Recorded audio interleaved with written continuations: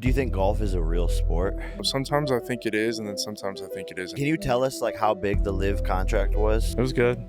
It was good. 9 figures. It was 9. Oh, someone else said that you pay your wife $1,000 when she's like annoying you to go away. Is that true? Do you not watch golf in your free time? I don't watch it in my free time, no. What the f? I had the big thing with Bryson. Would you fight him like in a boxing match? I'll put $1 million purse up for it. I've been stealing from you. Oh, shit. Yeah. We've been friends for 5 years. Friendship built on trust. It's been great. But as a reason, I've been stealing from you a lot. Like what type of stealing? You're stealing from me? Yeah. Is this like a confession that you're making? 3,000 last week gone. I don't know if you noticed. What do you mean? What are you talking about? Every lineup I placed hit on Betr Picks. Oh, you're talking about Betr Picks. 3 bands gone. Yeah, I mean, Jasper's been winning a lot of his Betr Picks lineups. I have.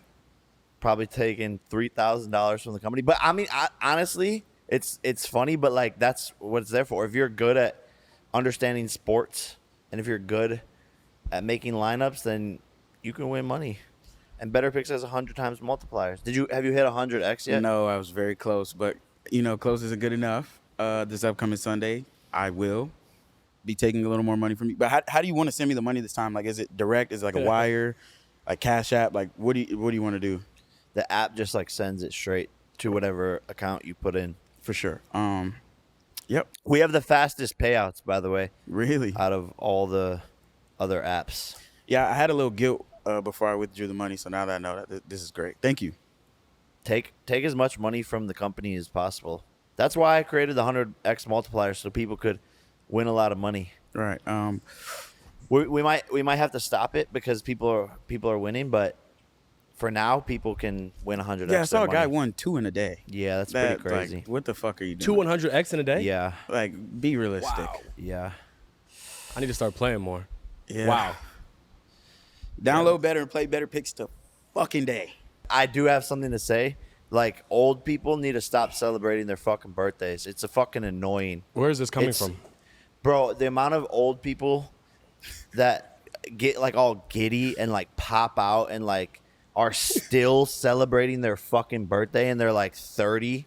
Yeah, like bro, Ron's 35th birthday bash. Like, bro, you're dying. You're fucking dying. Like, how self-centered are you to still be celebrating your birthday like that? Especially when you're like OD, like going around telling people, yo, it's my birthday. Like, it's my damn, birthday. what you want a hand job? Like, bro, fucking. What's your gripe with it? Like, what's your gripe with people celebrating Because life? people come to me always and are like, it's my birthday. Like, give me attention. Bro, shut the fuck up. And this all started because Rizzo, it's his birthday today, and he's got to go around and tell people, like, if we don't know it's your birthday, we don't fuck with you. Oh, that's not true. No, if you don't know someone's birthday, they're not like your best friend. That's not true because he doesn't even know his mother's birthday. Sorry, Heather. I love you, and if I was your son, by blood, I would know your birthday. Yeah, it's actually kind of true. He didn't know it. What day is It's March 6th. Yeah, but you just found that out. It's March 6th. He said it. I know all you guys' birthdays. My take on birthdays, memorizing birthdays, is the same as like memorizing names when I meet somebody. It's not that's not the metric for measuring my love for somebody. It's like memorizing a specific number and word doesn't mean I love you. It's like I think it's how just, I act with you and interact actually with get you. sad though. I think if you like don't remember their birthday or like send them a text or some shit. Yeah, no, that's ridiculous. There's a little significance in it depending on how close you are to the person. Like, I remember you guys is because I live with you, and if you're just walking around the crib all day and it's your birthday, and I would feel terrible. Kind of, but I don't expect anybody to remember my birthday. Like, you guys have a lot of shit going on. I don't expect you to be like fucking looking at your calendar, remembering, oh, it's Brandon's birthday. Like, I don't expect I don't anybody. give a fuck, bro. If I wake up on my birthday, it's like, and someone doesn't say it, I'm like, bro, like, Last okay, birthday great. I celebrated, I was 19. And I hate getting gifts too. It's like, and attention from people, because then they feel like it's almost like this exchange where then like you owe them something. Yeah, no, back. I'll actually never give you a gift again in my entire life. Like you've had unhealthy no, relationship fuck that. with gift Until the giving. day we die, I would literally never give you a single gift again. Please don't. On your, I think it was maybe your 23rd birthday. It was like the first birthday I spent with you. I was like, man, this guy's been making me a lot of money. I'm gonna get him right. He ain't never asked me for nothing. I went all the way to the mall, I go to Nordstrom's. I buy him like 3 shirts, some cologne, and something else. Bro, he cleans out his closet and gives Marcos everything that I gave him for his birthday like 6 months later. This Marcos wore the shirt in front of me like, bro, check out this shirt Jake gave me. And I'm like, damn, this shit fly. Wait, this is an ongoing problem with your family because I remember this happened with your brother and Mike. I don't know why it's like this, but me and Logan hate getting gifts. Unless, like, I would rather just get like a note, like a handwritten note or something like that. Like, that's more meaningful and shit. I don't know, but I don't know. It's just weird. I don't know why we're celebrating being like born. It's like, congratulations. Your glass is half empty. I think it's a celebration of life. It's like yeah, we made it this far. We're in good health. Yeah, but I haven't died yet. Ron's 35th birthday bash has to die. Like, celebrate it casually. Go to dinner. Like, bro, you're having a birthday bash. Like, you're fucking old. Yeah. I think it's crazy. Actually, you know what? Actually, yeah, it's actually more so guys celebrating it. For some reason don't have a problem with girls celebrating their birthday. I don't know. Hit the oil rig. You know what the fuck are you doing? Like, yeah, that's maybe it's honestly just guys that I think I have a problem with celebrating their birthday. Because they be acting like girls. They're like, cheers, and then their stories like 100 long, like reposting everyone that tagged them, like I mentioned them in the story. You celebrate your birthday one day or something. No, I never have. Someone throws you a surprise. Someone party threw me a something. surprise party before, and that's like the only time I've had a party.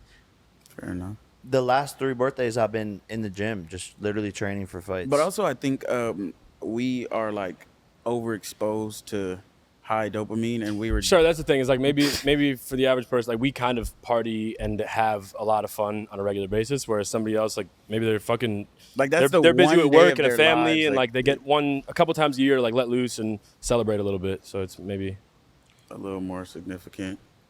Should we have Rizzo on here to explain? Yeah, it's kind of fun. Happy birthday, Rizzo. Not Happy to fucking birthday. shit on your life No, right because now. we just went through this with Jay Leon. That's why it's like sensitive to me right now. Picture in the group chat and said birthday in 8 days. Like, Bro, that is no, crazy. Jay Leon. What I'm the- sorry, Jay Leon, but bro, like, You're get it 36. together. Like, he literally posted on his story like birthday in 8 days. Like, I don't know how old he's. Like 34, bro. It's like, I think that's crazy. come on, bro. That is definitely Come begging for kick it, attention. man.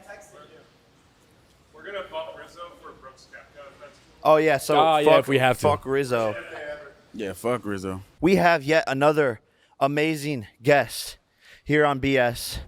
A legend, a true legend, a 5-time major winner, Brooks Koepka in the building, ladies and gentlemen. One of the best golfers of our generation. What's going on, brother? And Thor is here too. The vibes are up. The vibes are up. Came with something in hand. What's going on? Not a whole lot, man. Just got back from Italy, so just trying to figure out where I'm at right now. Week over there, a little jet lag, but doing all right. What were you in Good, man. Italy for? What's up? What were you out there for? Ryder Cup. Right. So we had that going. We lost. We got good old-fashioned ass whooping. Damn. But it happens. Belt to ass. Belt to ass. Wait, it was the USA versus Europe. Yeah. So they're better the golfers then, or what the fuck is going on? They were better that week, man. Have they ever beat us at anything else besides golf? Maybe in like a happiness category. Making they're croissants. super happy there. Making And- some tea. And hell. Oh, and saying bottle of water. we also die at 60 out here, so they might be beating us on long lives. I don't know. Brooks, we got a lot to get into today. A lot of interesting stuff. I think you're the only professional golfer in the world maybe that doesn't like golf, and I want to get into all of this. but first, you have a really, really interesting backstory of how you got into golf, something to do with a car accident, and I want to dive into that before we get into all the fun stuff of your backstory and how this all came about. Yeah, it's crazy, right? We were, I think I was probably like 7 or 8. I'd always played golf like a little bit, not really, didn't think of it as like my sport, right? Got in this bad car accident, broke everything in my face, couldn't play hockey, couldn't play basketball, couldn't play anything, no contact sports. So was left with golf, and that's where it kind of took off, and I was like, man, I love this thing. I'm gonna do it. Were you kind of forced into it because of that? Was it originally more interest in those contact sports, and then because of that, it was like, okay, golf is the one thing I can do because now I have this injury that the doctors have told me I can't.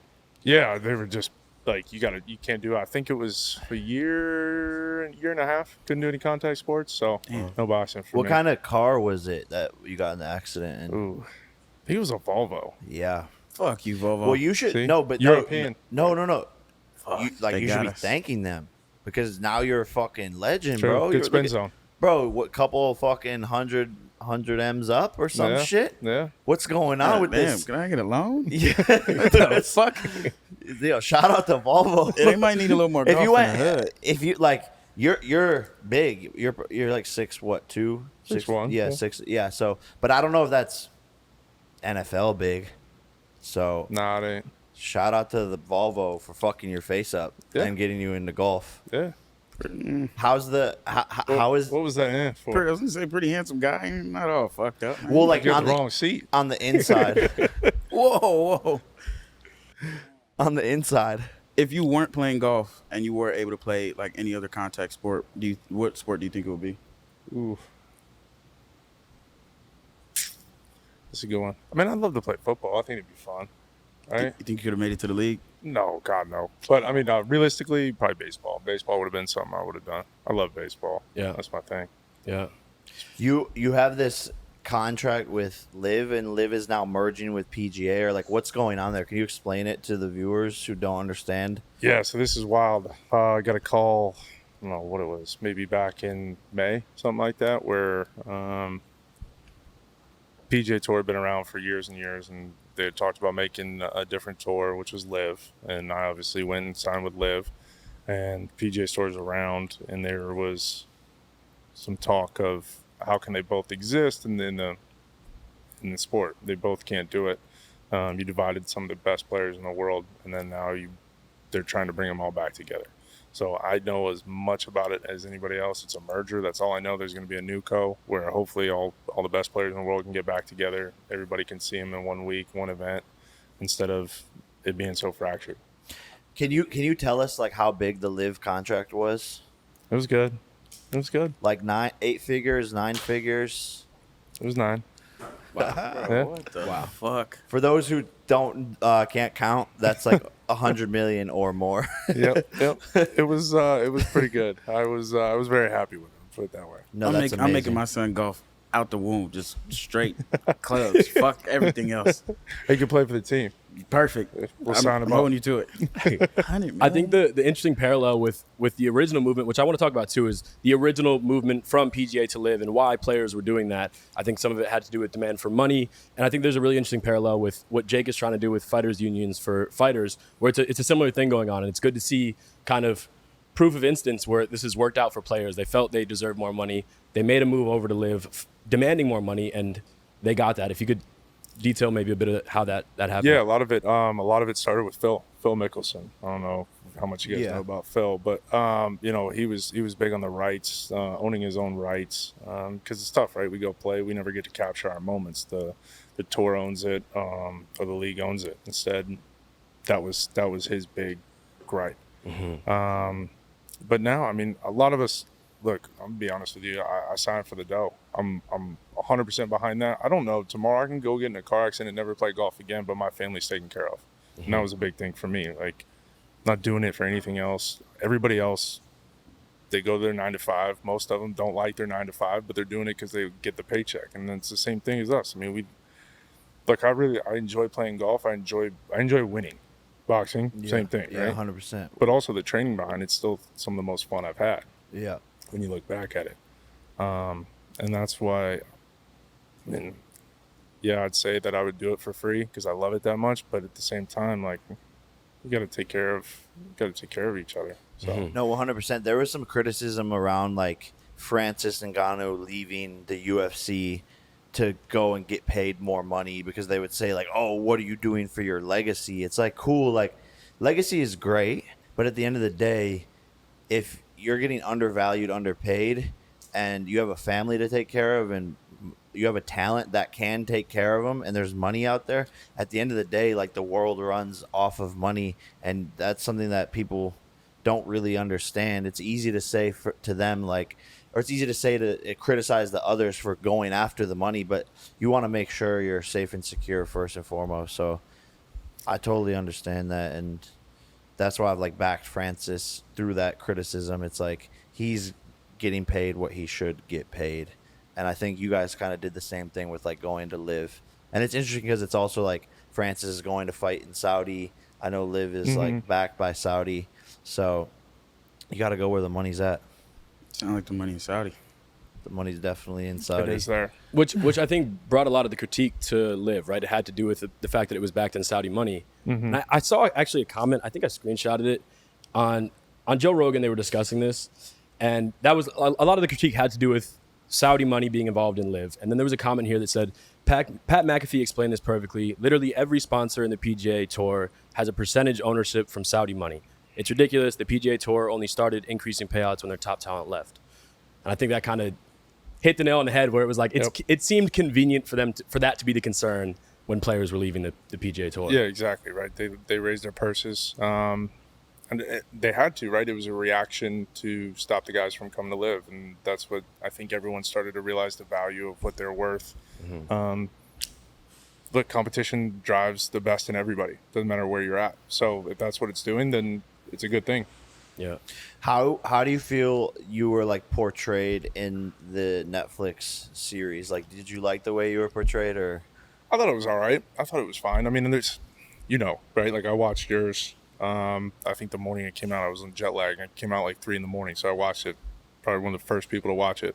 They don't capture everything, but it's still pretty cool to see what goes on behind the scenes. Yeah, for sure. And it's tough, right? When you live it, the whole certain things where you're like, man, that'd be really cool to put in, and it just doesn't make the cut. Yeah. But I get why they leave some of the stuff off. You gotta make it entertaining for some people. Did you feel a little bit of pressure, like while you were playing, knowing that Netflix was filming you and that like 200 million people could potentially see it? Yeah, I think, it was crazy. I thought the hardest part for me was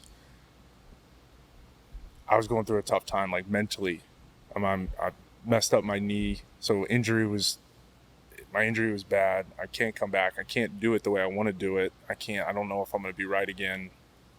You've got all these doubts, and like pretty confident person in myself. Like I've always backed myself, like in your sport, whatever you do, you feel confident. And I just, for the first time, just felt out of my own shell.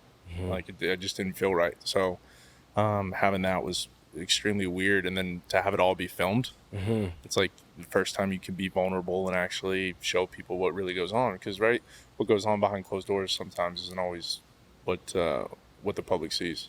Yeah.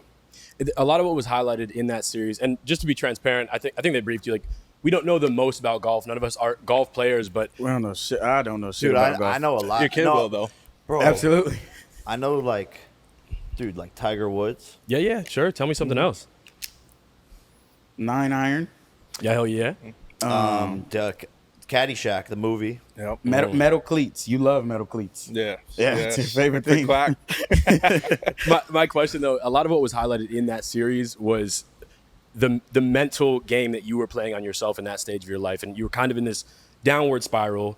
And my question watching that is how much of the game of golf is a mental game, and how much of that phase of your life where things weren't going your way was because of the mental spiral you were in, as opposed to it being a physical game. And Yeah, for sure. It was definitely more of a mental thing. I lost all confidence. I wasn't even sure if I wanted to keep playing, which I think is really kind of, it's not fun. Like I wake up every day and I can't bend my knee. I know I'm supposed to.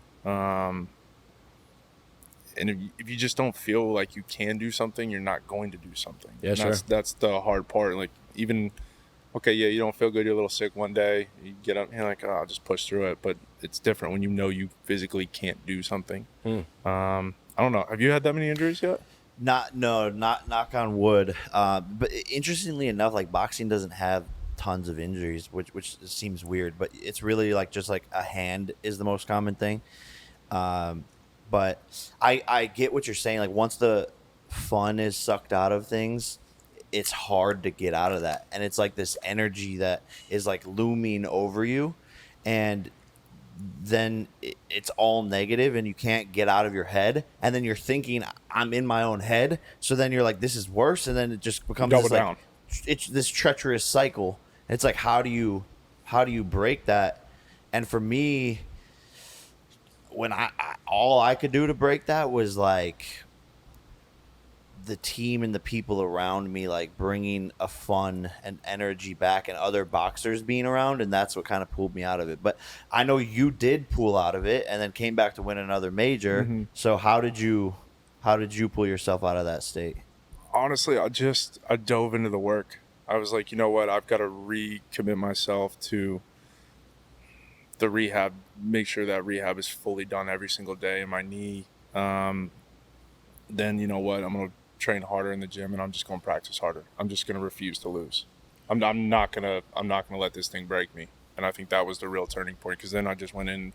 I finally had, and what's great about LIV too, we had an off season. So I got 5 months to basically take care of my body. Yeah. And in 5 months, you can't take care of your body, there's something wrong. And I remember the doctor I was working with, he was like, listen, if we can't get this knee right, we're all fired. Yeah. So Are you doing like what sorts of recovery, like ice baths, I was going to say, electric yeah, game stim? ready every day. I still got a game ready. I mean, it's basically like a Normatec with the cold ice running through.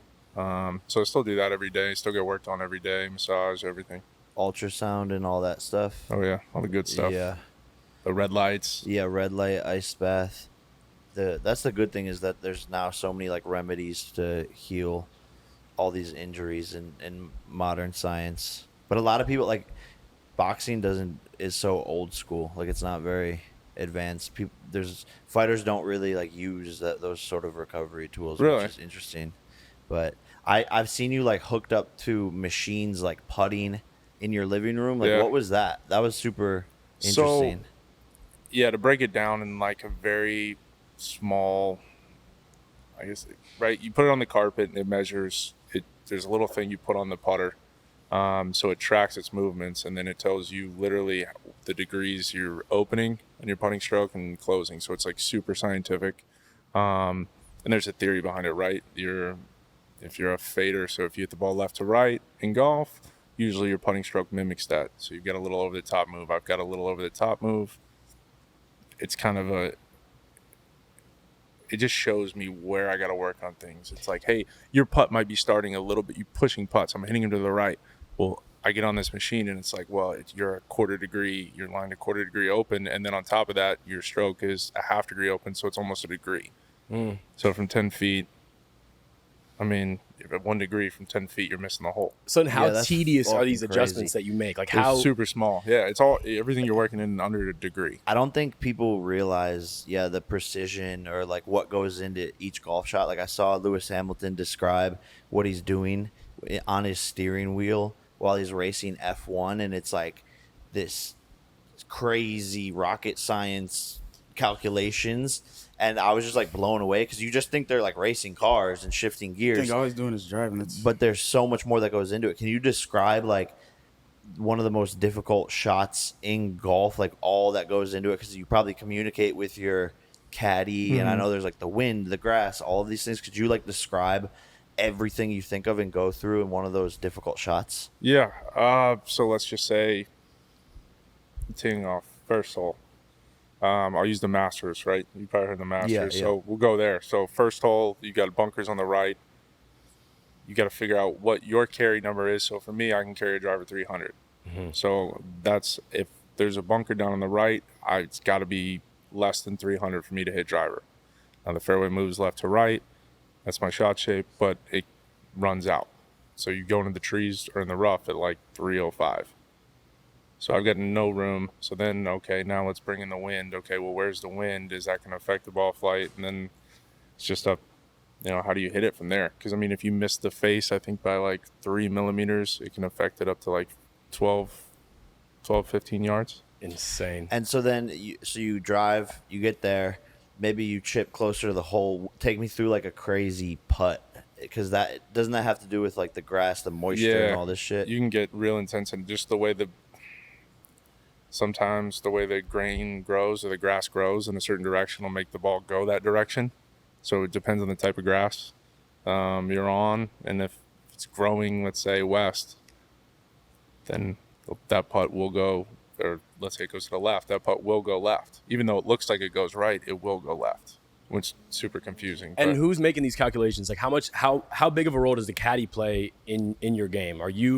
Is it a team effort? Yeah, I think it is. I think it is super team effort, right? I wouldn't be where I'm at if it wasn't for everybody else along the way. He definitely helps along with decision making. Sometimes he's like the voice of reason while we're out there. Like I can get so caught up in the competition where I'm like, oh, I've got to do this. I've got to hit the perfect shot. I've got to hit it next to the hole. And he's like, whoa, relax. This is the first hole in the second day. We still got a few days to go. It's We're like not going to blow it yet. It's like a best friend when you're going through a breakup where he's emotionally removed from the situation and he can logically look at things. Okay. Exactly. It's just a nice person to talk to, somebody that knows, hey, listen, I'm removed from the situation a little bit, but I'm still involved enough to know, hey, we got to, step on the gas a little bit, or like, yo, let's pump the brakes and play it safe for a little bit. Have you ever gotten in like an argument like with a caddy, or like wanted to fight your caddy because they fucked up? Oh yeah, I did it 2 years ago. I hit a dumb shot and I blamed him. Whatever, it happens. We get in a little argument, and I said something. He told me to shut the fuck up. That's insane.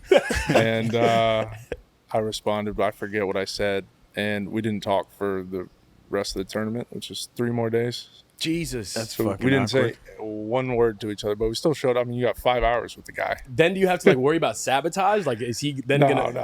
No. He's good, man. He's the best. I mean, he's been on my bag for almost 10 years. 10 Wow. years. Oh wow. So we're good friends. He's a great dude from Northern Ireland. But yeah, we didn't talk for. And then you hash it out after. You like grown men. You figure it out and move on. He wants nothing but the best for me, and I want the best for him as well. How much do these caddies make? Because I know at like local country clubs, when it's like kids, they're making pretty good money. But it seems like if they were like an expert caddy, then they're super valuable to a big asset of money. Like, Oh yeah, how much do these caddies make? on a win, 10%. I'm in the wrong profession. Damn. So I'm in the wrong like on a profession. live event, you figure the Damn. caddy's making $400,000 for the weekend. Wow. That's fucking 4 million crazy. for the purse, and then And they can just like party and like fuck around. They don't have any of the pressure. But I don't know. Like, what is the calculations of a caddy? Like, are they prepping before the event, studying the course you're on? yeah, they go walk it probably, I'd say 4 or 5 times before I even play it. So he knows everything. He knows the course better than I do, Yeah. Wow. which is wild. I mean, they usually, let's say on a normal day, I show up on a Wednesday morning. He'll be there Monday night. How do I become a caddy? We'll get Lots you. of work. Yeah, Yeah, we we'll actually get have a you. Come out. caddy here, Derek. There's a rough shot patch over there, and he's going to need to lay down on the ground and put the tee on his chest for you to be able to hit the ball, because there's like a sort of a sand trap over there. So I don't know if you're down, but if you're doing it, Derek, Don't listen to him. after the episode, yeah, if you could, we just have a sand trap over there, and he's It's going to bad. lay down for you and just, Perfect. oh, this is the caddy. Yeah. What's up, bud? Everything good? I know. I've seen your videos. So I've seen them. He looks like he can't carry a lot, but I mean he can't. But He'll he'll get the job He done. can bench 135 actually. He's willing to lay down on the ground for any like tough shots. Don't break the shit, Derek. I'll do it if you do it, Jake. I'll do it. Okay. Yeah, I'll do it. He's in. I love it. Are you really gonna do it? What are the odds of you injuring him with that he'll shot? be all right. Yeah, He'll be you're all not right. gonna hit him, right? Yeah. It's gonna be fine, right? Yeah, the He should caddy's, the caddy's. Brooks, I've heard you on record saying, and this is what I was referring to earlier. It's something you would never. It's like I've never seen this in any other sport where I've heard you on record saying that you don't think golf is that fun and you don't watch golf in your free time. Mm-hmm. So one, I wanted to ask you about that, and then two, I had a proposition. I think my friends might have some too of what could be implemented into golf to make it a bit more fun. But do you not watch golf in your free time? I don't watch in my free time, no. What the fuck? Like, I'm a big sports guy. So, I mean, If you had to, go watch. I'd rather watch NFL, MLB, anything. But do you think golf is a real sport? I don't know. Sometimes I think it is, and then sometimes I think it isn't. I go back and forth. I kind of flip-flop on that one. I think sometimes it's not. I look at the guys, and like I hate dogging them, but it's like, if I know what real athletes do, I know how guys train, I know how guys do all this stuff, and then you just watch it, and some guys will be like, I'm gonna go slam 7 or 8 beers every night and then go play in the morning. And it's like, well, That happens in golf. yeah, some people do, but it's like, how does that really, like, there's no way. I always view it like, if I'm in the Olympics and I'm running tomorrow, what am I going to do that night slam 9 to beers. prepare for it? Absolutely. Have you ever played under the influence? No. Damn. No.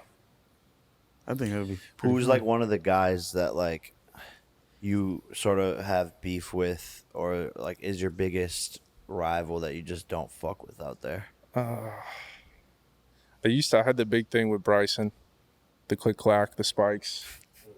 Yeah, I think that was the big one. Would you fight him like in a boxing match? Yeah, you gonna promote it? I'm down. We'll make some. I'll put $1 million purse up for Dang. each fighter, Dang. plus pay-per-view back end. It's Dang. Bryson DeChambeau. DeChambeau. Bryson in shambles. Yes. Am I right? After Yeah. that fight, He will be. Don't worry. Yeah, we can make something happen. Do you think you're the only golfer who could bench 225? I think Bryson could. I know he could. So this seen is a good Yeah, matchup then. about the same size too. I So. actually read something that was a fucking lie on this piece of paper. Actually, it says that you do 1,000 push-ups a day, and I don't believe that. I definitely don't. See, bro, see, Where'd someone you- here's a fucking idiot and a liar. Where'd you see that? It's sitting on this piece of paper right here. Where does it say that? So how many Been known push-ups? to do 1,000 push-ups per day. They're just testing you. Make sure you read it. That shit is cap. How many push-ups a day do you do? Maybe about zero. Zero today. Fire. Yo, whoever's gathering our info. Someone else said that you pay your wife $1,000 when she's like annoying you to go away. Is that true? Oh no, that was pretty funny. That was a one of those meme accounts. Then everybody just thought it was legit. So many jobs lost today. was it like AI? Was it an AI recreation or something? I have no idea what it was. I just remember it was like last year, and I'm on the putting green. I was getting shouted at. I forget what the quote was, but it was something like, "Hey, Venmo $1,000 or something." I think is what it was, right? Yeah, I don't know. They're the ones that are telling Yeah. us. Oh, so they took it out of context. So these fans are just shouting at me, and I'm like, Rick, my caddy? I'm like, what the hell are they talking about? I have no idea. So we got done with the round, and then my wife sent me the thing. She's like, you won't believe this. The internet thinks this is real. I was like, oh shit, that guy was shouting that at me today. I was like, I had no idea. But yeah, I don't know. One of those meme accounts. It's a and crazy world out took there. off. Yeah, there's so much misinformation. fucking idiots? So many fucking memes about these kids. They're going to the next level these days. I have a pitch. I grazed past this, but I have a pitch. It's just an idea came. Take it or leave it. Something to make golf more interesting. You were on record saying that you don't think it's the most interesting sport in the world. How about this? Because I don't watch golf, but I would definitely watch golf if this is the case. Similar to hockey, if golfers had an issue with each other, they can fucking fist fight and figure it out mid-match. I think that should be implemented. What's your take? Yeah, I think there's been a couple times where you could say that we could definitely go down. Or like if you want to take somebody's spot, you could beat the shit out of him. Right Beat his there in the ass. tee. Fuck it, yeah. Yeah, and you could use the clubs too, like a sword battle, like a duel. That would Golf really mess you X up. joust. Golf I'm just saying, X joust. PGA, if you want more joust views. with the golf carts. I'm fucking with that. Wow. You and Rick, is that his name? Yeah, Rick's my caddy. You gonna take him out with a 9? Whoa, no, I like Rick. Can Rick throw hands if you need him? Fuse your tag team? He's Irish. He's European. I don't think they don't use their hands. They More stab feet. people. No, over hell there. no, they be in bars slamming cups over people's heads. Yeah, that's bro. true. Yeah, no, it's over. That's true. You and Rick got it. Yeah, no, Rick's good. I heard you have a misspelled tattoo on your arm. Where are you getting all this info? Are they making this shit up? Are you guys fucking with us? Yo, fuck you guys. Did This you is- have a I'm misspelled? clean, bro. I ain't got no tats. Yeah, he doesn't even Liz. have a fucking tattoo. What are you doing to me? It's time to get They're fired. They're self-sabotaging this good. episode from the inside out. I have a misspelled How tattoo. many you got? Well, I don't even know. Cause I don't even fucking 50. What's the newest one? Just this whole leg sleeve here. You have no tattoos? But I have this misspelled tattoo right here. It says "no regrets" from the movie, but it's spelled wrong. That's the end of my story. But I also got this trampoline guy, so when I go like this, he's jumping on the trampoline. I don't know if we want to get a close up of that because this is probably the best part of the episode. He's not really jumping on it. I'm gonna be honest. No, look, check that out. No, but he's not jumping on it. Like he's way far. It was better in my mind Right. because this action doesn't really work You that much. think usually you put it with maybe pen or marker first and test it out before going permanent, but Yeah, we did that. just said fuck it and did it anyway. Yeah, I have a Nike tattoo. He has a I was Nike gonna say, sock The tattoo. socks, yeah. Yeah, so when I was a kid, I would always wear 2 Nike socks whenever I played sports. And that was like the cool like trend to do. Like loved Nike, was my favorite brand. And so I always wanted to get, because I wear these socks every single day, and I always wanted to get like the second sock tattooed basically, so that it's like I'm wearing fucking 2 socks. That was the Ohio swag back then. Ohioans actually swag. invented the Nike mid-calf sock and made All it right, cool. bro. This And Ohio now- shit is getting and out of now control. Everything. it's actually He brings very back true. everything It's to very true. Ohio. Ohio. Everything. No, like Or- literally Ohio runs the world. It's actually scary. Do you feel that that's like even remotely close to true? No, It's just not. it ain't Florida. I can tell you that. You got a Fair. bunch of Florida men down here. It's a little. No, but all Floridians are from Ohio. That's true. I mean, that's just, So It's so you true. can tell his brain is mush. And I wanted to follow up with asking, how taxing is golf on your body as a professional golfer? Honestly, it's not that bad. It's probably the easiest sport on your body. This shit sounds like laundering money at this point, bro. Like, what the fuck? But it's not though. Like, okay, if I said, "Hey, you got to go walk 4 miles on like a couple hills," like, okay, that's not taxing at all. I'm not carrying the clubs. I'm not doing. I don't have to carry Dude. anything. I'm going back to the hood and I'm telling every fucking kid, golf. Like, it doesn't matter what you're doing right now. I don't care if there's gang violence, just fucking golf. Trust me, it'll be but worth it. Isn't it like a expensive sport to get into when Yeah, you're it's young? tough. Yeah, that's the problem. Like, How I mean, expensive? It's like white couple- collar, right? Yeah, Like, it's. I mean, I'd say if you got a young kid, you're gonna spend at least $1,000 on like getting him a set, and then you think about it, golf balls. I think they sell you get 12 of them for like it's like $70-$80 now. What? And think how quickly they go through them. what? If you were to go play a hole right now, and we go play, you're probably gonna lose 1, 2 immediately. So like, how are you gonna? That's crazy. It gets expensive, man. Is that why you said fuck these country club kids? Yep. That's exactly why I said that. Are they like you just kind of have like because they're chirping you probably like talking shit? No, I just didn't grow up with like the buttoned up. Didn't have all the privileges. Wasn't wealthy. It was more. We just played it. It was something to do. Go play with my brother. Go with my dad. Something off time. Get done with school. That's what you wanted to do. you were better than your dad at around 13, right? I think that was like the threshold where you passed your dad. That's pretty crazy. I'm was sure awesome. there's probably some pride involved with your dad when your 13-year-old son becomes Yeah. better than you at golf. Yeah, it definitely was a big moment for me. I felt like I was like, oh, if I can beat him, I can beat most of the people in the world. Little did I know that everybody else was damn good too. So, Did he openly admit that you were better than him, or you I don't. To this day, I don't think he even admits that. Oh my god. And he's probably the worst one in the family right now. That's how it is with me and my dad. I think there's a point where like every young man like looks at their dad like, can I beat him up yet? I yeah. definitely I had a face off with my dad one day, and I looked at him. I was like, "You lucky I love you." And I walked away, and I was like, "I could smash on him right." That's your rite of passage right there. My dad, I swear to God, if I were to call him right now, he would still be like, even me being a professional boxer, all the training I could do, he would just still be like, I would fuck you up in a fight. If I asked my Yeah. dad right now, he'd be like, "My gun's still bigger than you." That's what he's always said our entire lives. I'm like, "I'm way bigger than you." He's like, "My gun bigger than you."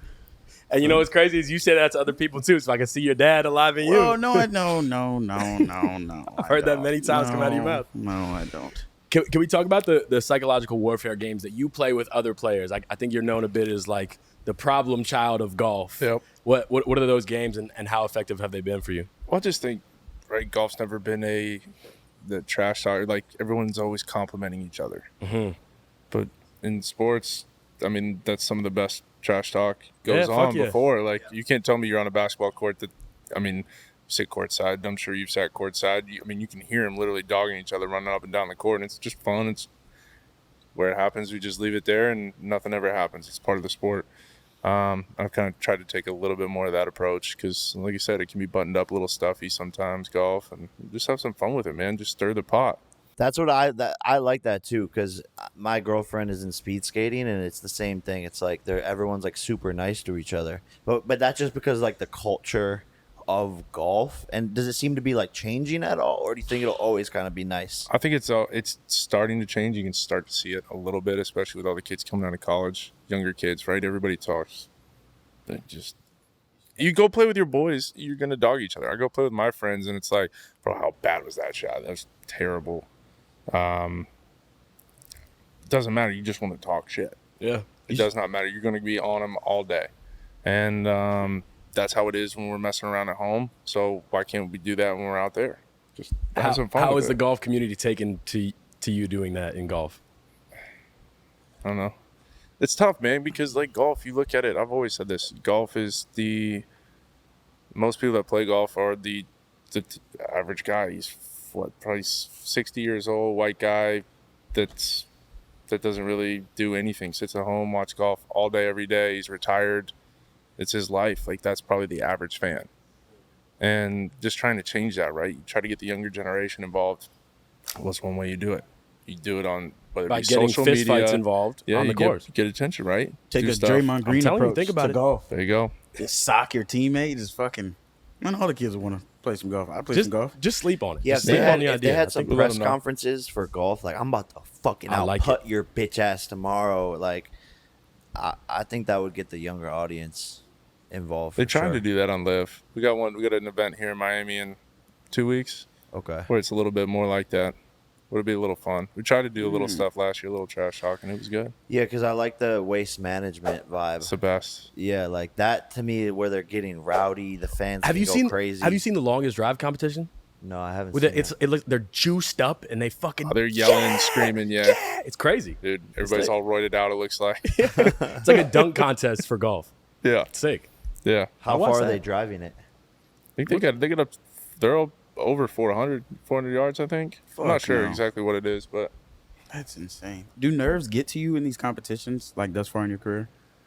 I don't know. I never think of it as nerves. I try to think of it as like excitement to go hit the next shot. Like, I just want to go play the next shot, whatever, be a putt, chip, drive, whatever it is. That's what I'm interested in. It's like, hey, how quickly can I get to the next one and just show off a little bit? That's what everybody loves to do, right? At the end of the day, you're an entertainer.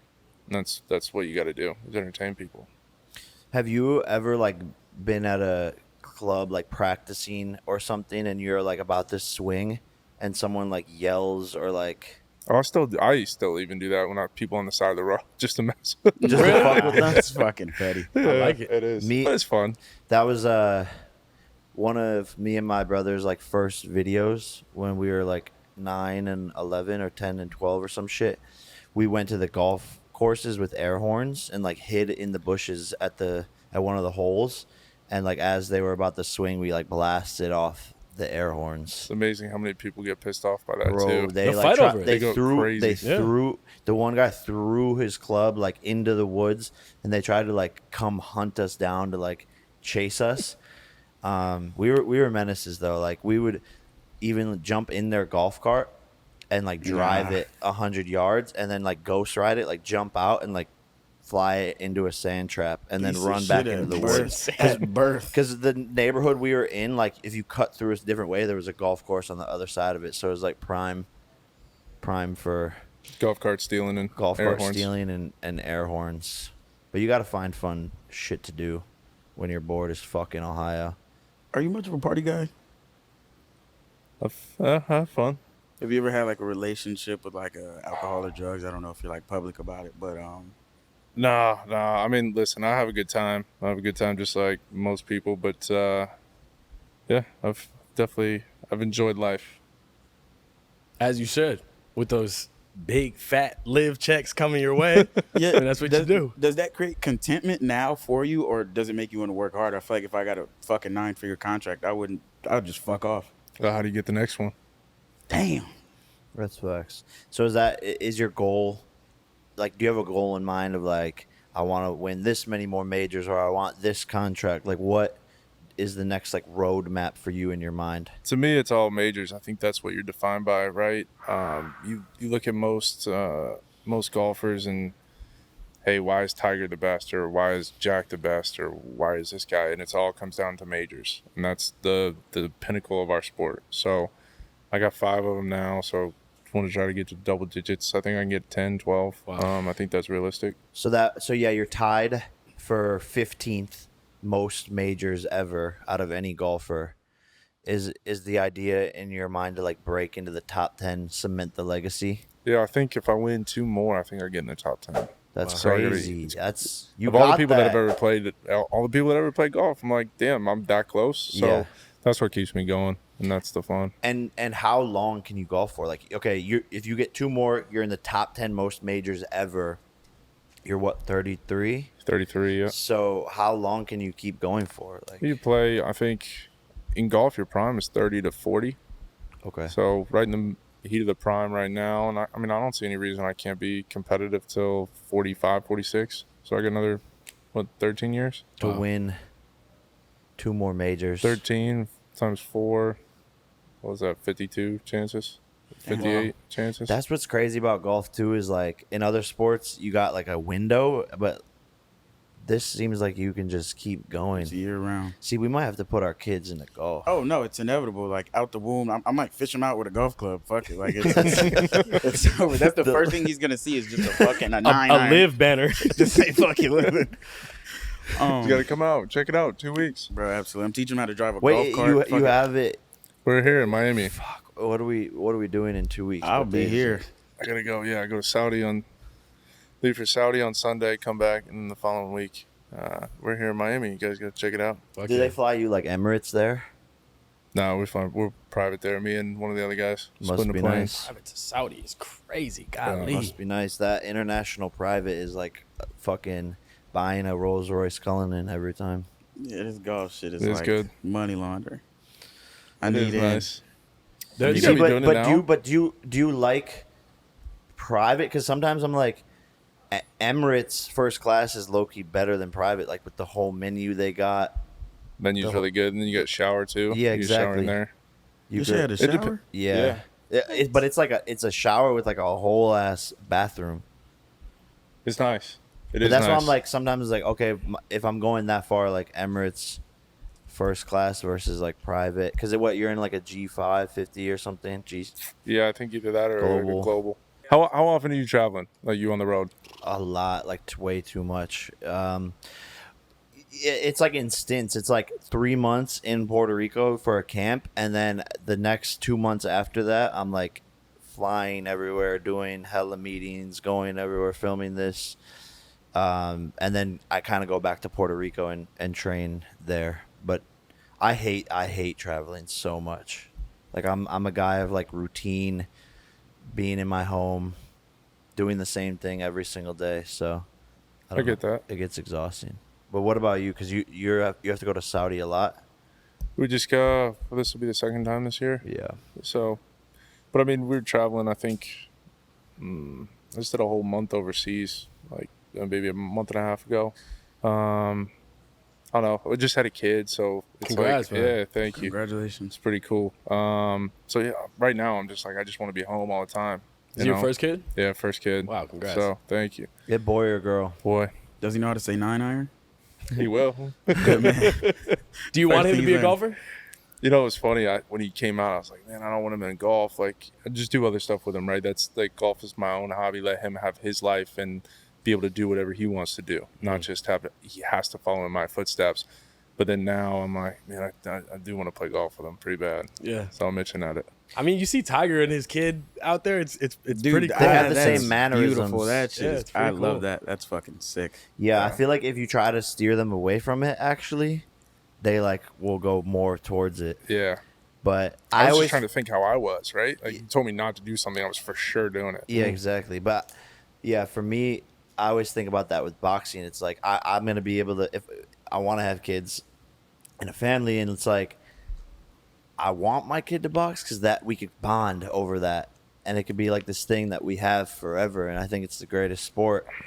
But then it's like it's such a tough fucking business, and there's so much pressure on you at all times, and you're getting hit in the fucking head, and like not everyone's cut out for that. So Yeah, it's the like brain health is like. yeah, it's just interesting. It's just interesting, but yeah, I don't know. You still enjoy it now that you're on the other side of it too, because you're on the promoting side, all that stuff. You think it's as much fun? Yeah, no, I love it. I love all aspects of it, and like being able to actually have a tangible, visible impact on a sport that like so desperately needed so many things changed and being able to help fighters too. Like they work so hard. The girls too, with all the pay, Exactly. everything. Like hearing Amanda Serrano's story about her making like $500 for a fight, and she's like the world champion, Insane. seven division world champion. And I was just like, what the fuck? And then I just gave her biggest payday, and just one thing led to another. But the sport needs so much like change and innovation, and to me that's fun, is like helping other people and leaving that sort of legacy of impact. And like I want to create the Fighters Union. We're still working on it like behind the scenes, but it just so desperately needed. But yeah, don't know if I want my kid to box, but I feel like if I try to like steer him away from it, then he or she's gonna go towards it. Naturally, they're gonna be around it. Yeah. So you figure they'd be around it. They might want to dabble in it. And have dad's some like a fun. superhero too. So it's like if dad's boxing, of course, as a Yeah. kid you want to box. You want to, of Yeah, course. that's why I play golf, right? Like I wanted to go hang with my dad, be like my dad, the same stuff. So eventually, be Plus, there. I think my kids are gonna be like 6'6". Yeah, I need equity. Nikola Jokic size kids, bro. His girlfriend's taller than him. Yeah, I'm sorry. We're the same height. Just saying. She's a great athlete as well. You Yeah, guys no, are I've the seen- same height while you're standing on a stair, maybe, but if I'm being honest, she's taller. She's taller. It's just when she wears heels, she's taller. No, when she's flat foot, barefoot, she's No, taller. we're the same exact height. I don't know that to be true. What? So how does your guys' schedule match up then? Because she's Yeah, it's- traveling different times than you are, all that stuff. It's tough. Yeah, it's long distance, and she's training all the fucking time, so it's definitely difficult. But we just like find ways to make it work. But I also think it's this like blessing in disguise, because we're both so busy, and like when I'm there, I'm kind of like a distraction to her and training, and she wants to break the world record for the fastest time ever. Like she has the highest goals possible. And I think if we were around each other all the time, we would just like get comfortable and like just want to be cuddling and hanging out all the time. But it's like I have so many things going on. I'm training twice a day, doing all these meetings, podcasts, content. It's like right now, I think it's good that we kind of have our separate time, and we're both going to accomplish our goals. She's going to the Olympics in 3 years. I plan to fight for a world championship in 3 years, so I think it's good timing, but it's definitely difficult. Y'all make me realize I need to work way harder. Like, I'm not working hard at all. I'm too young to just be as comfortable as I am. It's fucking bad. Yeah, when are you dropping music? October 21st. Okay. We We need that. Yeah, I need it bad. Has there ever been a moment in your career you got, like, comfortable? Like, ever at all? Yeah, I think there is, but you snap out of it, right? If you're too comfortable, then I think right after I won my fourth major, I kind of slacked off a little bit. You know, it was like things were coming too easy, and it was like, yeah, you can kind of take your eye off the ball. You don't go to the gym, you don't do this stuff, and then look, injuries pop up and all these different things, and I'm like, holy cow, I really got to dive back into it. That's why I think there was such, when you see that Netflix thing, it's like, hey, why was I on that mental, like, hey, this is tough, because I was still breaking the bad habits I created for 2 years. I just didn't see the results of those bad habits. So trying to, work out of those things was definitely the toughest thing. And then you're in a bad headspace too. It's just not good. Yeah, I fell into the same thing. When you're just like winning, big checks are coming, you're knocking people the fuck out. Doesn't seem like that big of a challenge. You're kind of just in this flow state, and then you start to like dabble too much on the enjoyment side of things, and then before you know it, you're like, oh fuck, what was I doing? Yeah. And I thought one of the weirdest things for me was, and like, I don't know how, like, right, I know you guys got belts, titles, everything. One of the weirdest things for me was when I became number one in the world, like that was the goal for so long. Okay. Well, then I got there, and then it was, well, what do I do? Yeah, That's Well, the because, okay, I set my goal to be the best player in the world. I just achieved that. But then how do you keep going? How do you set that new goal for yourself? Because now everything's changed. You see that with athletes often, where it's you'll see an athlete achieve everything they wanted in life, and there's a state of depression afterwards. Yeah. And that's why, like, psychologists will say to set a goal that you can't achieve. That way, you can spend your whole life working up, Yeah. up, and you don't have to ever deal with that Yeah, disappointment it was of- beyond wild. I don't think, because like as a kid, right? Yeah, you're like, oh, that would be really cool. But what are the real odds Right. that I'm the kid that goes to #1 in the world, and then you hit it? You're like, okay, well, I got to reset everything now. So you were not only ranked #1 in the world, but you were ranked #1 in the world for 47 weeks consecutively. When you lost that, was it like a shoulder? You're doing Drake numbers. Yeah, Yeah. 47 doing Drake straight numbers. weeks is fucking wild. Was it like a shoulder shrug when you lost that? Like, as in like, it was 47 weeks, or were you like, wow, I have to get that back? Like, what was the feeling? It was something I focused on way too hard. I mean, the first couple weeks after, I think I got it 1 week, didn't play the next week, but then lost it. And I'm like, okay, I didn't play. How the hell did I lose it? So like the ranking system was a little messed up, but I don't know. I think it was all I focused on for a year and a half. And I think that's what led a little bit to like I said, just struggling with it.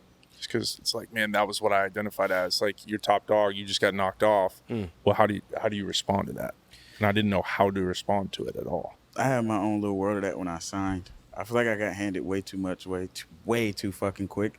And instead of like realizing like, oh, I should capitalize on this and like keep the ball rolling and like keep building, I was just like, holy fuck, I can prove to everyone that I'm fucking rich. I'm 20 years old. I just signed a fucking massive deal. I'm the first person in my family to ever break the cycle. And it was just like, I was so focused on like living in that embodiment that I like lost touch with like what got me there. So I completely fucking Well, it's hard. understand How that. do you replicate the hunger that comes from necessity? How do you replicate that when the necessity for it isn't there? Well, I think it's like when you're a kid, you're just doing things out of love, all love, and then when you're an adult, there's this pressure put on you of like, you need to pay your bills, you need to get a house, you need to set these goals. You're put into this real world social hierarchy. The competition is higher. It's life or death. Your family's money's on the line, and so you set these goals to like become #1, and you think that's gonna like bring the happiness and shit. And I had the same thing with YouTube views. I was like, I'm gonna be the biggest YouTuber and get the most amount of views per day. And then I got there and I was like, I thought I was going to be happy or something, or like feel really good, or just I could chill after that or something. And then I was just like, all right, like, I don't know what to do now. Like, this didn't feel as good as I thought. Like, That's, I think, part of the problem too, is you built this up, like you worked your whole life for this, and then you do it. yeah. And then it's a letdown. I feel like it's it's almost a bigger letdown than anything I've done. Yeah, and then you have to. Then happiness is actually digression, and that's what you figure out is like going back to why you were doing this. What I didn't realize is like I've been making videos since I was a kid, and that's what I loved. It's just me and my brother fucking with people on the street, like laughing, going back and watching the videos. We did this shit because we fucking loved it, and if you lose sight of that and it becomes too much about everything else. That's the problem, and you probably had the same thing, and then you have to go back to the days where you're just golfing with your dad and just having fun, and that brings back the happiness, the passion, the love, and then I think that could excel and push you forward. And it's one of those things though where like you hear like, because I used to hear athletes or rappers or people talk about it like money isn't everything. Like, Yeah, it doesn't sure, buy you sure. happiness. And then you're like watching like, oh, shut the fuck up. Like that's For me, it stupid. will. Yeah, for yeah, me, it will. sure. But for And me, then you it's get gonna. there and it's like, oh my God, it just Yeah. made my problems more expensive. It's like actually the worst thing in the entire world. But I feel like getting there and getting to that realization is actually a blessing in disguise because it helps you restructure your desires. Like you had to go through that to realize what you really valued. And I'm sure you as well. And I'm glad I went through it young as well. I'm 22. So it helped me restructure my desires very much so much more long-term than I would have thought if I like didn't experience that. Like, I feel like that's what matured you, honestly. Yeah. So is that the orientation now where it's like I'm just doing this out of love, or did you just move the postmark? I just further? moved it. I think having my kid, I think it's been one of the big things. Like I'm just trying to ingrain. I mean, I 9 weeks old now, but Wow. like still be like, yo, hey, hard work. If you put your mind to something and you really want to achieve it, you eventually will. So just figure it out, and good things are going to come if you're going to work hard, and whatever that is. So if he can see that at least in me, then hopefully it instills in him somehow. Someone at the office here, I think it was James, was saying that athletes always tend to do the best after like having a kid. It's like this like weird studied statistic, I guess. I don't know exactly what it is. Yeah. What's the statistic or like When you get paid, usually players go down. Yeah. Like Daniel Jones got paid, now he sucks. And when they have a kid, they go back up. yeah. Poor DJ. So we're expecting you to throw him under the bus. All right. well also like Joe Burrow. And I told you guys. I was Nah, he's doing me all right. Joey He's Burr. he's in my fantasy team right now. And I got him on fantasy too. Good He's man. killing me right now. Nah, he's doing me all right. I'm winning a little bit. I'm like 2-2, about to be 3-2. It's not the worst. I love how you threw that. I'm about to be 3-2. Because my projection's looking good. It's belt to ass season. So you meditate? yeah, I meditate every day. Like sometimes 3 times a day. What do you do for like 15, 20, 30 minutes? First thing when I wake up in the morning before grabbing the phone or like getting any contact with the outside world, like 10 minutes in bed, I do breath work, like 10 breaths, then hold. And I just like think about everything I want to do in that day and what I want to accomplish, what I want to focus on. I take a moment for gratitude and just appreciate being alive, that I woke up. Small little things like that. It's so much better than 90% of the shit people do. You just instantaneously grab your phone. It's the worst, I be man. melting my eyes as soon as I wake up. It's such a bad habit, and it creates like stress, anxiety, fucks up your sleep. Your phone's so bad for you. Yeah, it's fucked. It's all fucked. But it's those little things that make a big difference. And then I usually get like anxiety sometimes weirdly like around like 6 o'clock. It like just fucking hits me randomly, probably like twice a week. So then I'll just try to take a step aside and like find a place where I can just chill for a Just second. go for your mom. Yeah, Yeah. I get that. My brother's got a little bit of anxiety too, so he's learning how to deal with that a little better this year. Yeah, the meditation really helps. And there's apps too. Like I've done it enough now where I could like do it on my own. But there's apps like the Calm app is fire. That's the best one probably. I was in Portugal. Sam Harris has a A fantastic month and a half app. ago, yeah, and I met one of the guys that created like that one of the apps because I know it's Calm, and then Taylor, you were there. For Waking that. up is great. What was that app that guy had? Headspace. Headspace is Yeah. great, yeah. It's they say it's the art of doing nothing. It's like in a world where you're constantly stimulated and you have everything going on, the art of doing nothing is really important. To like allow yourself that time to just be with yourself, be with your thoughts. And Yeah, because I was sort surprised through 'em. too. Like even Jenna, like we had no rules at the house, nothing. But she's like, one of the things is we have to talk. Don't go straight for your phone every single day in the morning. So that's kind of like same thing. We don't touch it for like 30, 40 minutes. That's amazing. Probably one of the best practices that anyone can do. Well, then you start having real conversations. Yeah.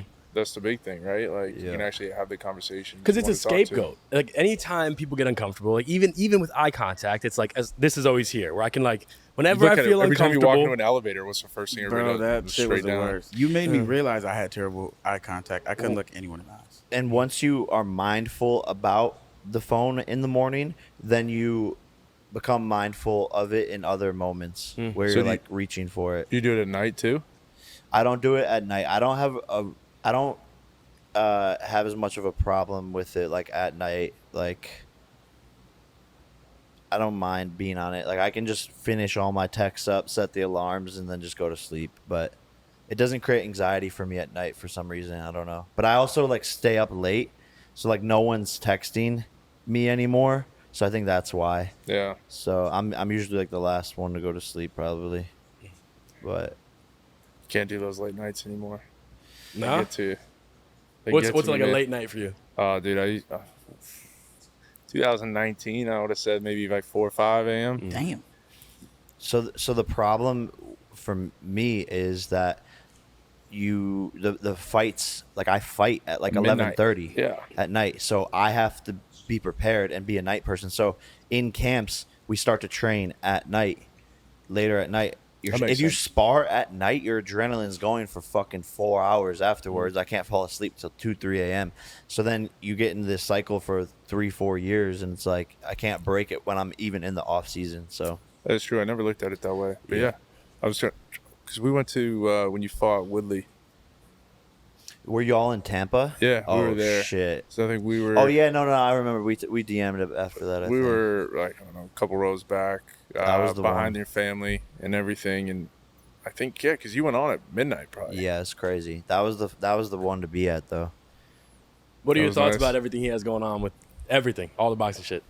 I think it's awesome. I love it. Yeah. I love it. And I think, honestly, when I watched the Netflix thing, it helped me understand you a little bit Yeah. better. I think that was the best thing you could have done. And I remember, like, Michael Jordan asking him about that Last Dance thing, because I wasn't sure whether I wanted to do the Netflix back when it was starting or whatever. So I asked him the question. He's like, it's the best thing you ever did. Yeah, I agree. You'll never get those moments back. And, like, there's nothing wrong with capturing the content, too, right? Like, that's a whole nother thing. Like, you might be able to use that 20 years from now. 100%. And even knowing and loving Michael Jordan as growing up, I never got to really like see those games. You know, it was before my time. So when I got to watch Last Dance and see the whole story behind it, I was like, wow, like this guy's fucking amazing. But everyone said to me like same shit, like Netflix was the best thing you've ever done, blah blah blah blah blah. So, Would you do it again? Yeah. Well, what's interesting is it's kind of like only the boxing segment, like it dabbles into things, but there's still like so much more of the story to be told, and there's not really like a conclusion yet. I think, The creative control is tough, right? yeah, but yeah, there's But you got a good enough team around you. You can probably do it yourself now. You no. don't We've need been Netflix. filming. We've been filming every day, like all of this shit for the past 5 years, and then when I was like 16 to 18, I documented like hundreds of minutes of footage of like me being like, I'm gonna be the first social media billionaire. I'm gonna be on Disney Channel. I'm gonna take over acting. And I have like all these like self-filmed clips of like me being 16 years old, like predicting what I'm gonna do. So like the conclusion now will be like becoming world champion and becoming the first social media billionaire, or second, or third. We'll see. It's a race between me, my brother, and Mr. Beast, but Logan's in the lead right now. So, Not after But- the viewer but downloads better and it's- plays Betr Picks. but yeah, no, but yeah, it needs a conclusion basically, and Yeah, then but it'll that'd be be a like the cool whole conclusion. story exactly. So, You put it all. Anytime anything comes full circle, it's always pretty dope. yep. But I'm excited for that.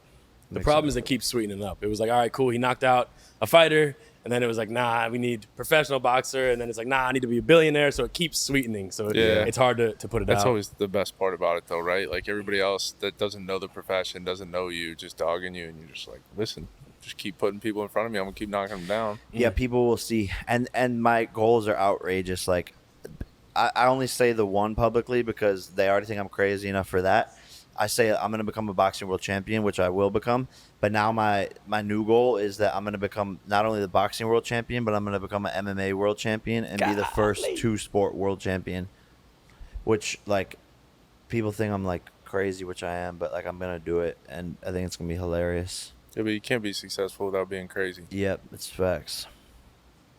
So be And everybody be else crazy. told Steve Jobs, Zuckerberg, all these guys, they're all fucking crazy. Yeah, sure. And that this stuff wasn't going to work. And then look at them now, and you're like, damn. We talk about this often with Uber, and whenever we have like little think tanks or we're brainstorming, it's easy to get caught in this trap of like brainstorming what's realistic.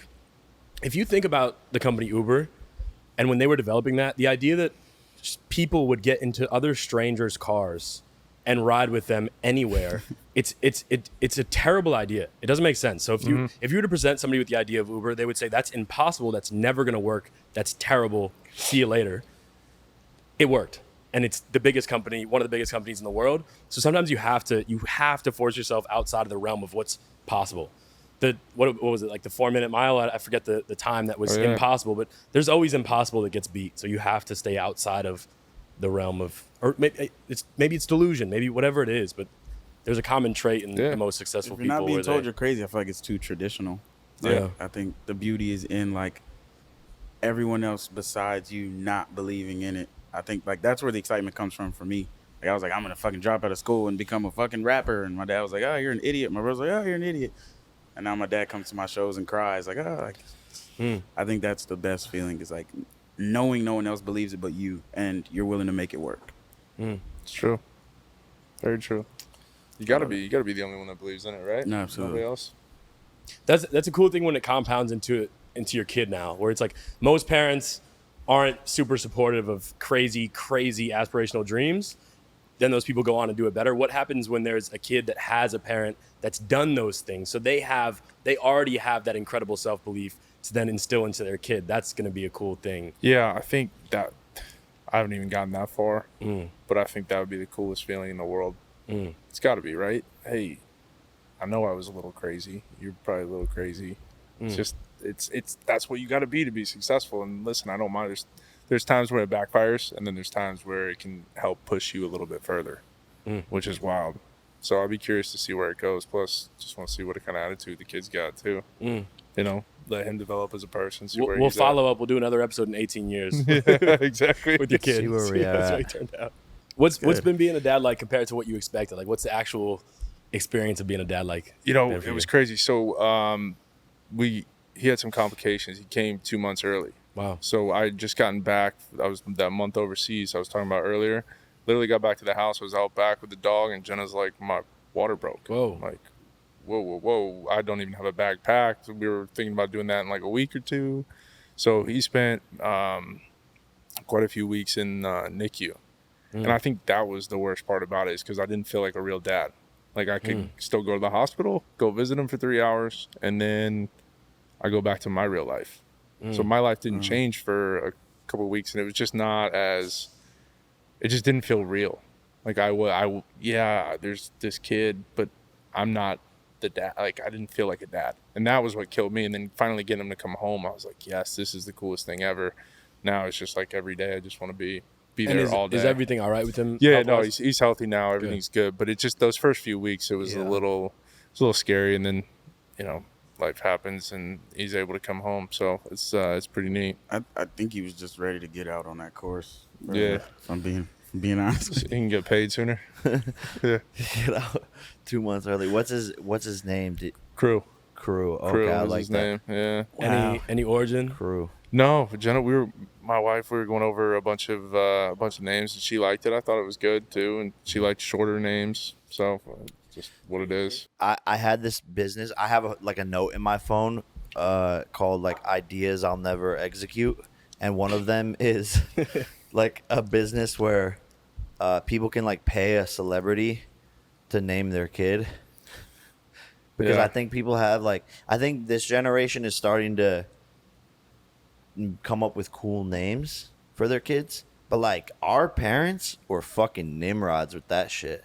Like Name Humphrey. no originality, like Alex, Matthew, like A lot even are pretty Jake. copy paste. Even Yeah. Jake is like, okay, come on, like Yeah, you have Brandon. two first names. Yeah, like they're My pretty- shit cool. My government yeah, is your nice. shit's hard, but Damari like Nichols. yeah, but most people have like the most. I can't believe it. It's weird, but like Crew is dope as fuck. Yep.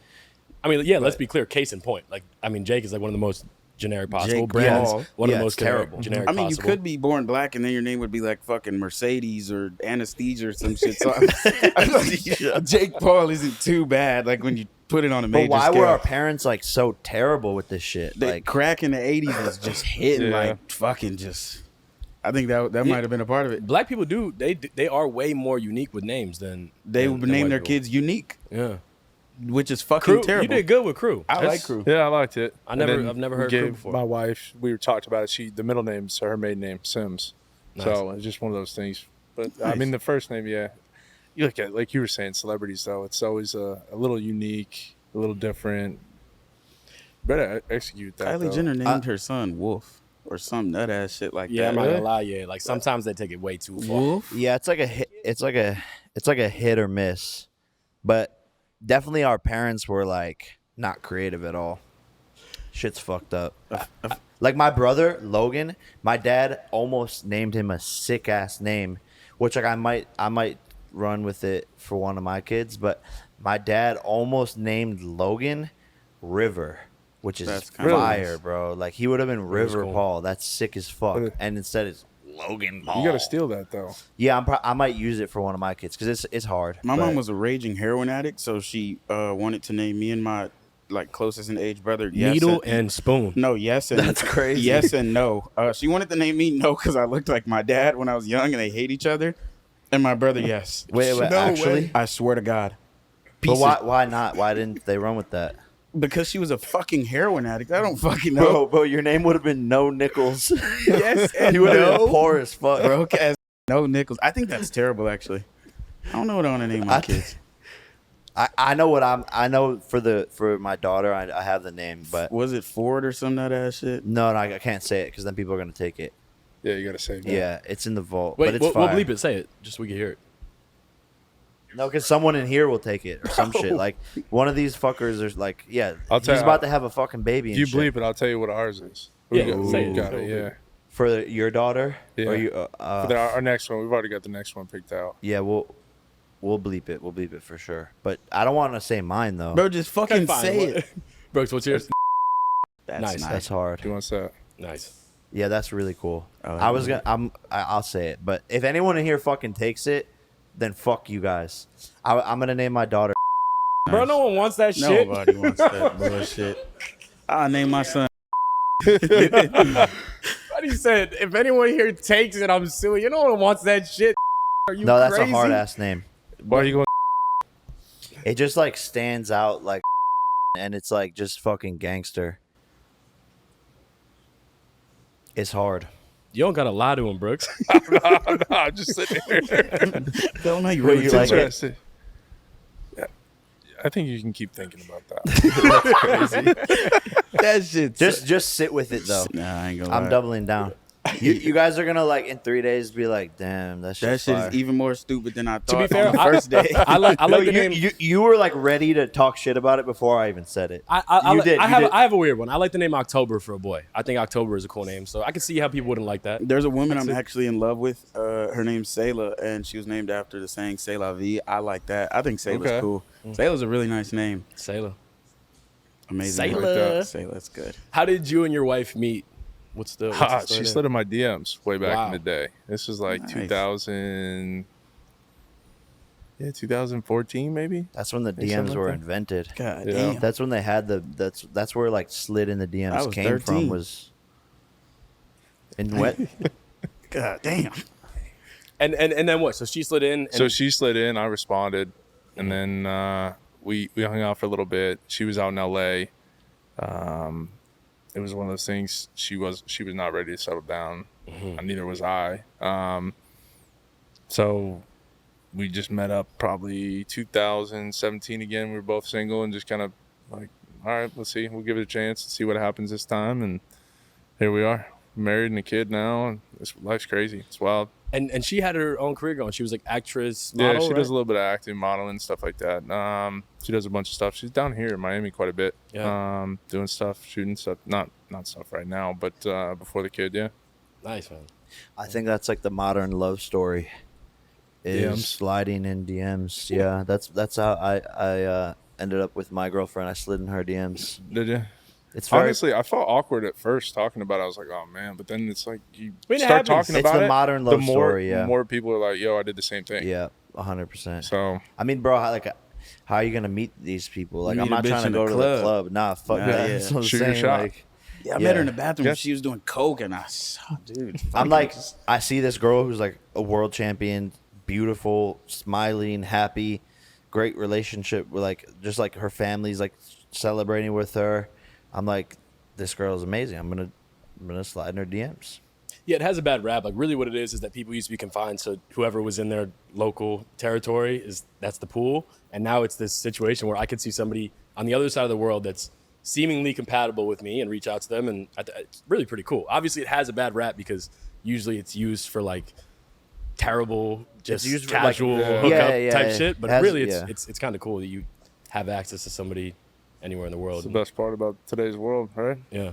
You get access to anybody. Just Yeah. reach out, do whatever you want. Even this, like right now, this is a pretty novel thing where it's you can have interest in somebody, contact them online, and next thing you know, you're sitting in person having a conversation with them. It's That is Yeah, very it's true. wild. yeah, Shout out to Steve Jobs and Free him. for real. what? Free Steve Jobs. Thank you, ladies and gentlemen, for watching today's episode. Make sure you subscribe, Yeah, do comment, like. Amazing episode. We got more coming, and free Steve Jobs. Free Steve Jobs. Download better and play Betr Picks, baby. Thank you, Brooks. You Appreciate guys, you. yeah, appreciate it.